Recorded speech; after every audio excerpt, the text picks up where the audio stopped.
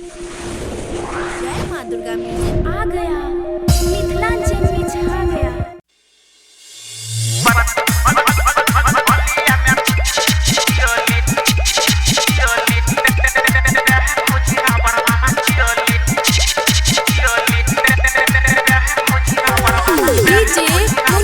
अभी यहाँ सब सुन रहल छी सिंगर राम कुमार जी के आवाज में। गेला रही भौजी लगे खेले खातिर होली, गेला रही भौजी लगे खेले खातिर होली होली होली। होलिया में पहले भौजी रबर वाला चोली, होलिया में पहले भौजी रबर वाला चोली। गेला रही भौजी लगे खेले खातिर होली, गेला रही भौजी लगे खेले खातिर होली होली होली। होलिया में पहले भौजी रबर वाला चोली, होलिया में पहले भौजी रबर वाला चोली, होलिया में पहले भौजी रबर वाला चोली, होलिया में पहले भौजी रबर वाला चोली।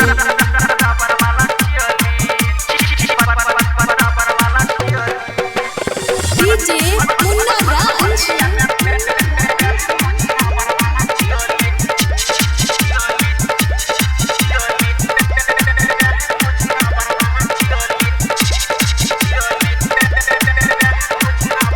जय माँ दुर्गा म्यूजिक खजोली बाजार। बगल वाली भौजी हमर लागे बड़ लटकी, ठोर कर चटर पटर बात बड़ फटकी।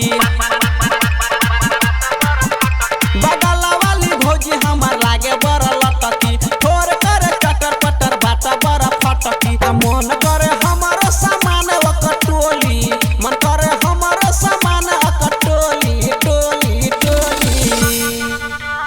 होलिया में पहले भौजी रबर वाला चोली, होलिया में पहले भौजी रबर वाला चोली, होलिया में पहले भौजी रबर वाला चोली, होलिया में पहले भौजी रबर वाला चोली।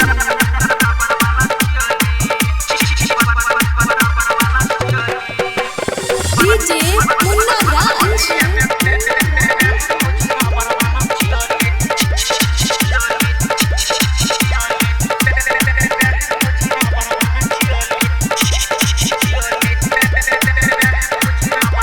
जय माँ दुर्गा म्यूजिक खजोली बाजार।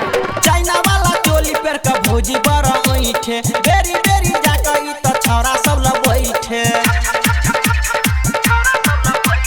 चाइना वाला चोली पर का भौजी बड़ा ऐठे, बेरी बेरी जाकर ई त छौरा सब ल बैठे। लागे या कि छौरा सबके मीठ लागे बोली, लागे या कि छौरा सबके मीठ लागे बोली बोली बोली।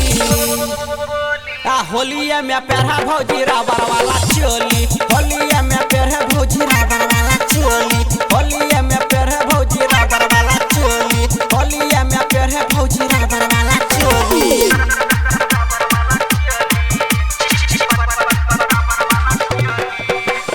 डीजे मुन्ना राज।